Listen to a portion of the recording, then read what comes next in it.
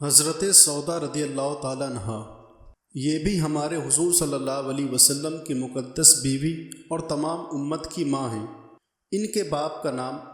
زما اور ماں کا نام شموش بنت عمر ہے۔ یہ بھی قریشی خاندان کی بہت ہی نامور اور معزز عورت ہے۔ یہ پہلے اپنے چچا زاد بھائی سکران بن عمر سے بیاہی گئی تھی اور اسلام کی شروعات ہی میں یہ دونوں میاں بیوی مسلمان ہو گئے تھے اور کفار کے ظلم و ستم سے تنگ آ کر حبشہ کو ہجرت بھی کر چکے تھے، لیکن جب حبشہ سے واپس ہو کر دونوں میاں بیوی مکہ مکرمہ میں آ کر رہنے لگے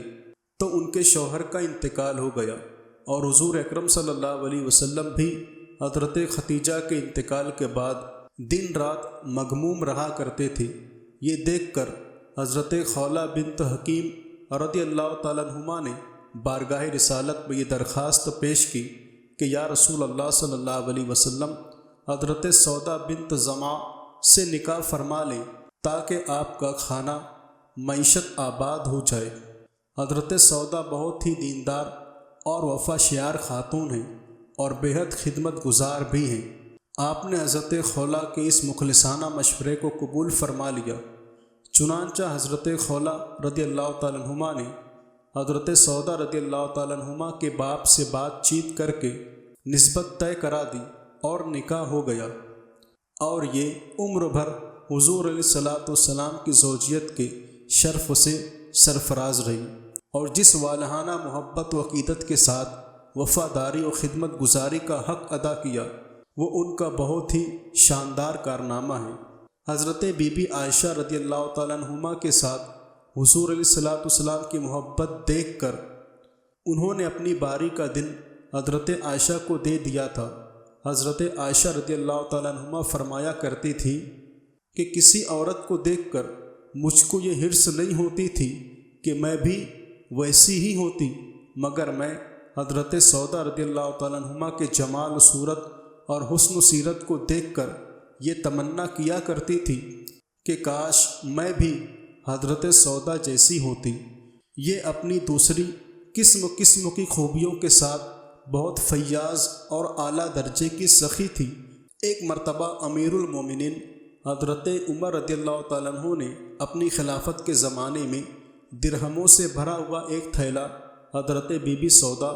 رضی اللہ تعالیٰ عنہما کے پاس بھیج دیا۔ انہوں نے اس تھیلے کو دیکھ کر کہا کہ واہ، بھلا کھجوروں کے تھیلے میں کہیں درہم بھیجے جاتے ہیں؟ اور یہ کہا اور اٹھ کر اسی وقت ان تمام درہموں کو مدینہ منورہ کے فقراء و مساکین کو گھر میں بلا کر بانٹ دیا اور تھیلا خالی کر دیا۔ امام بخاری اور امام ذہبی کا قول ہے کہ 23 ہجری میں مدینہ منورہ کے اندر ان کی وفات ہوئی، لیکن واقدی اور صاحب اکمال کے نزدیک ان کی وفات کا سال 54 ہجری ہے، مگر علامہ ابن حجر عسقلانی نے تقریب التہذیب میں ان کی وفات کا سال 55 ہجری شوال کا مہینہ لکھا ہے۔ ان کی قبر مدینہ منورہ کے قبرستان جنت البقیع میں ہے۔ غور کرو کہ حضرت بی بی ختیجہ رضی اللہ تعالیٰ عنہما کے بعد حضرت سودا رضی اللہ تعالیٰ عنہما نے کس طرح حضور علیہ الصلوۃ والسلام کے غم کو کم کیا اور کس طرح کاشانہ نبوت کو سنبھالا